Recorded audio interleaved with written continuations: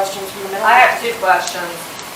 Why did the EPA allow the burning of 4 additional cars when there was only issue with 1? Yeah, so we did not authorize that. We are not, when we're in that phase of the emergency, we don't make that decision. We provide input to those decisions, and what we provided was an adequate, we helped develop the modeling for what the air was going to do when the plan was just to burn 1 car, right? Because that was the original plan. That night, Sunday night, the plan was vent and burn 1 car. On Monday, we learned that they made the decision to vent and burn 5 cars. We weren't part of that decision. But you guys knew before? Before the vent and burn happened, we knew it was happening, so we enhanced our air monitoring equipment to be able to handle something larger. Was there nobody who could say, nope, you're not going to burn 4 additional cars? So, when that wasn't in the plan? it was our understanding that there was a significant risk of explosion, and that was the rationale behind it. I've been on vent and burns in the past, not 5 cars, but I have seen it done. I saw it done on a propane tank car before. It was pretty massive, and if that thing would have blown up, it would have taken lives. Okay, but aren't the tankers for this designed to actually just split open rather than send shrapnel? So that's above my pay grade. I don't know the answer. That's So my I was in the room, understanding. so I'll tell you what, from my perspective, what happened. The relief valves were gummed up. It was doing a process called polymerization, and I know that's probably not how you pronounce that word.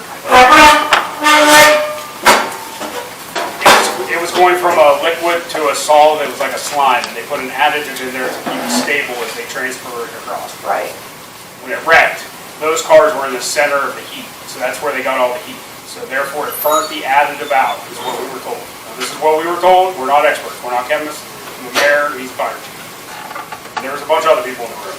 The people who actually owned the stuff were in the room. As there's rumors that they weren't, they were. They were consulted. They were in there.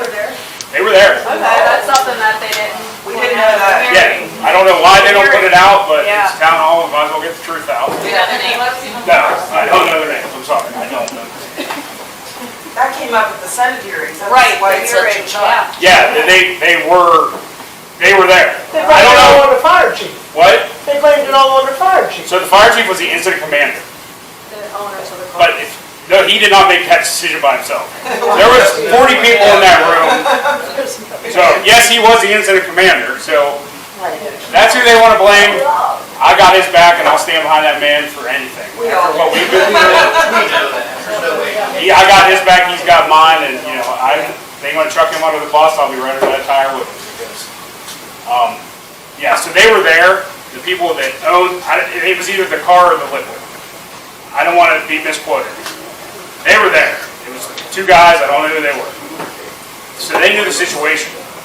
The temperature was rising. I saw it with my own eyes with the drone footage and going in, he was measuring I couldn't see the actual temperature. I saw the guy in there measuring it, and that man came up and said he was who got us through this. That the temperature's rising. I think it's I'm just throwing these out. I don't know if these are exact temperatures, but it was 135, and it should have been just normal temperature. If it got to 155, they couldn't put anybody in there, and once it got to 155, it was crazy and it was going to blow up. We had the Ohio National Guard, who were tremendous during this whole thing. They gave us a map and said, this is what a model, this is what's going to happen if this thing blows up. It was a 3/4 mile area.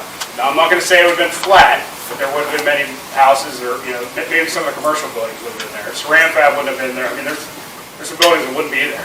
They would have just That's what destroyed. they made you believe, but as I said, the experts that I listened to said that these are designed to just blow open, not send shrapnel. Blow open, blow out the contact. Well, everything was clogged up because they were going to, when we got there. Not from a valve. What? The tanker is designed. I can't speak on. I don't know. I'm just saying, all the safety valves, they were spouting off. I was down there at Lakes, I was down there. Didn't the NTSB say that the valves were in working condition? Does anyone I recall thought it was that? just the one that was with the aluminum with melted. Yeah, that's what I heard. Just one. The valves are like, they were clogged up from the inside is what we were being told. What you were being told. So, Couldn't they just But I put think water that's- on it to keep the temperature down? I I mean, mean, we can't risk putting people in there.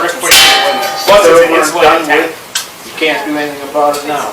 And I think part of that is what we have to remember, and what I had to remind myself too, is you're taking guidance from people. Again, you're not a scientist, and at that time, like to even know to ask those questions, you know, I don't even know if anybody would have known at that time to ask those questions, but I think those are definitely questions that we need to ask the railroad.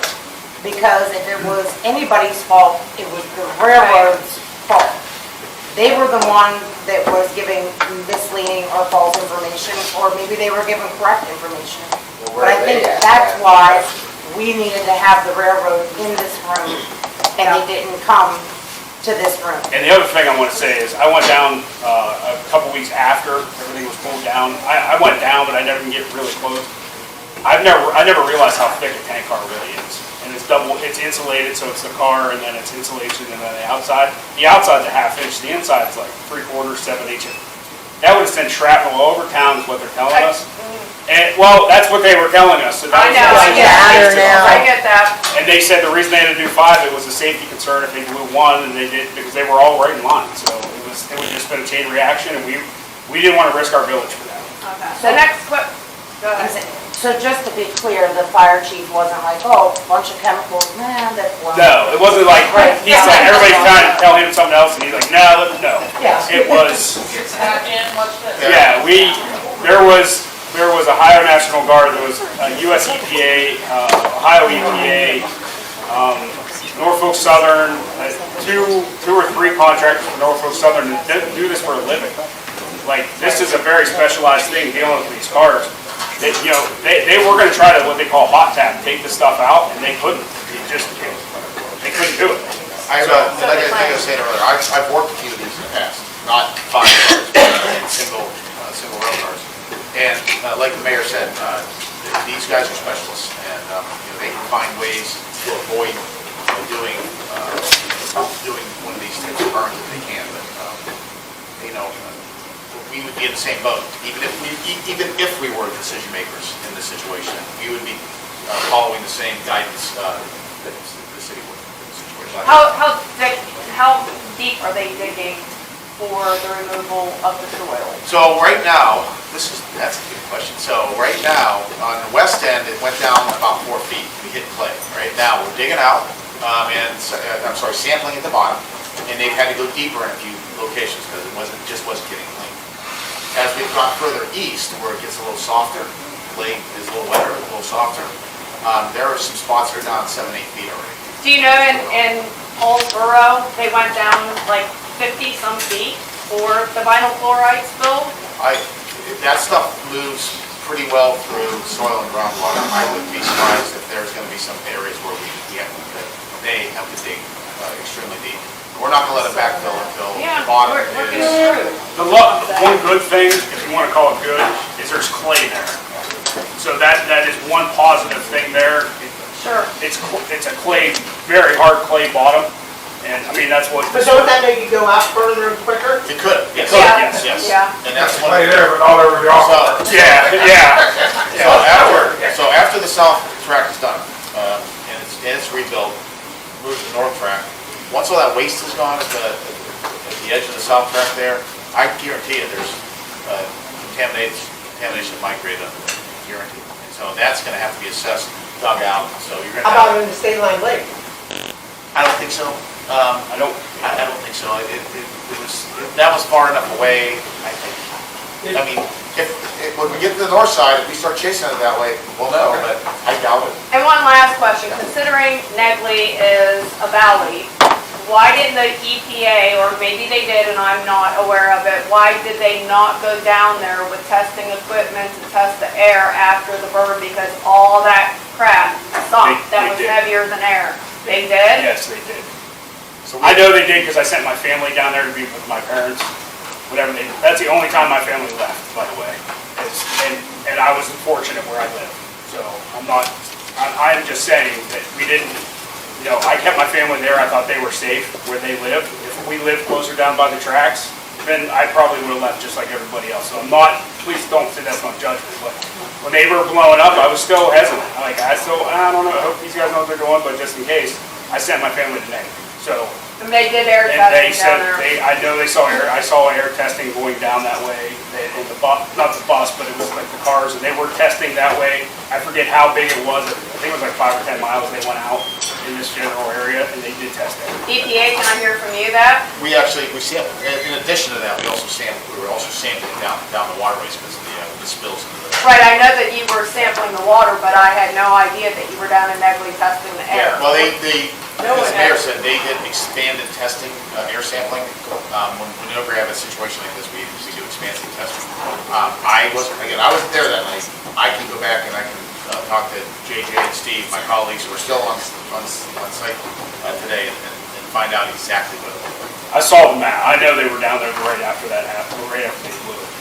I've seen the wildlife officers, but I haven't seen. Right. anyone. I'm not saying they're still doing it, she asked when they blew it up, No, they we're not- blew it up. yeah, we're I'm not- not saying now, I don't know where No, they're. no, when they Yeah. do it and all that, that's the only people. I've Yeah, I never didn't seen hear out that the there. air was tested or anything down in Negley after the burn. It was tested, in Unity, it was tested, because it went that way, so they got the edge of Negley, they got, into Pennsylvania, they were all over that area. Maybe you could get those reports when they. Maybe,